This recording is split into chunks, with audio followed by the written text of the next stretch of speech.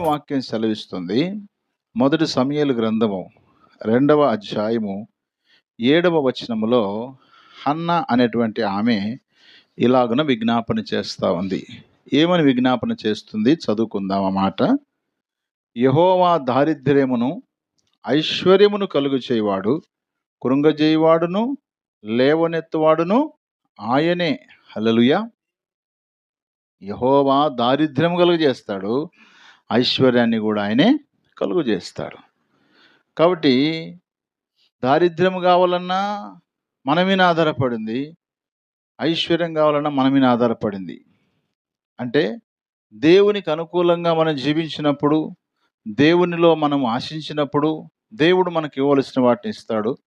దేవునితో నాకు అవసరం లేదు అని అనుకుంటే దారిద్రతలోకి దిగజారిపోయే అవకాశం చాలా బైబిల్ గ్రంథం సెలవిస్తుంది. ఉదాహరణకు మనం చూస్తే ఇశ్రాయేళ్ళకి 3 రాజులు అందరినీ కలిపి పరిపాలన చేశారు.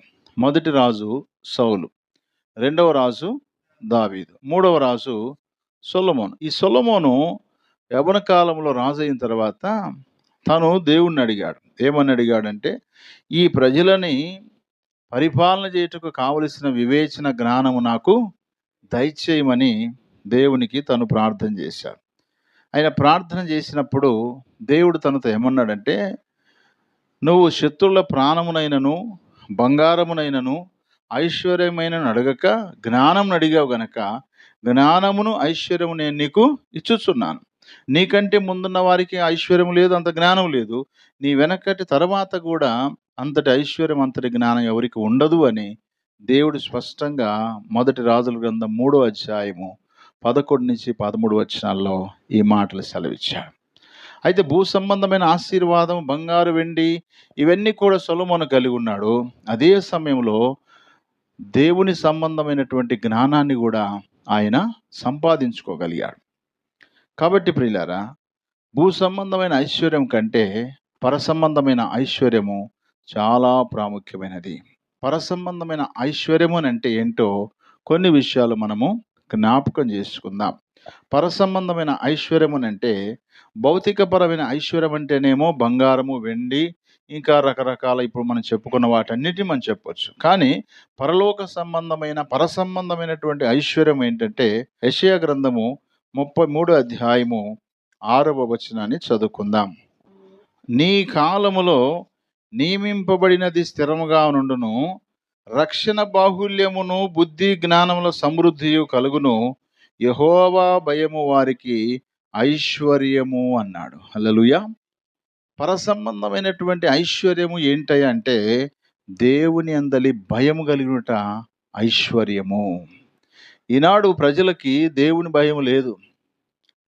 సాతానుడంటే భయము, సర్పం అంటే భయము, విష జంతువులంటే భయము, మనుషులంటే భయము, తప్పు చేసేవాడైతే చిన్నపిల్లలంటే భయము, చదువు అంటే భయము, ఇలా రకరకాలుగా, జ్వరం అంటే కూడా భయము, డాక్టర్ అంటే మరి కొంతమందికి భయం, కొంతమందికి ఆపరేషన్ అంటే కొంతమందికి భయం, కొంతమంది పని అంటే చాలా భయం ఉంటుంది.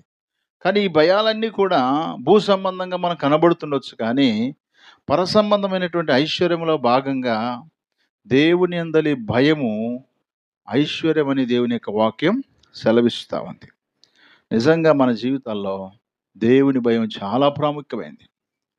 నిర్గమకాండం 2 మనం చూస్తే రాజు అన్నాడు, మగపిల్ల వాళ్ళు పుడితే వాళ్ళని చంపేసేయండి, ఆడపిల్ల పుడితే బ్రతకనివ్వండి అని మంత్రసానులకు చెప్తాడు. ఆ మంత్రసానుల పేర్లు ఏంటంటే పూయ, షిఫ్రా అనేటువంటి వారితో చెప్తాడు. కానీ వారు రాజాజ్ఞను పక్కన పెట్టేసి కేవలం దేవుని భయం వలన వారు ఏం చేస్తారో తెలుసా? మగపిల్లందరినీ బ్రతికిస్తారు. హల్లెలూయా.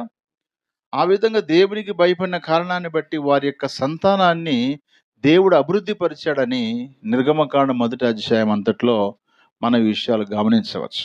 కాబట్టి కీర్తన గ్రంథం 4వ అధ్యాయం 4వ వచనంలో ఏమంటాడంటే, భయము నుండి పాపము చేయకుడి అంటాడు.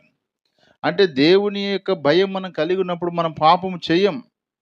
దేవుని భయం లేని జీవితాల్లో పాపం చేస్తూనే ఉంటారు, పాపంలో మగ్గిపోతూనే ఉంటారు, పాపంలోనే వారి జీవితాన్ని గడుపుతూనే ఉంటారు.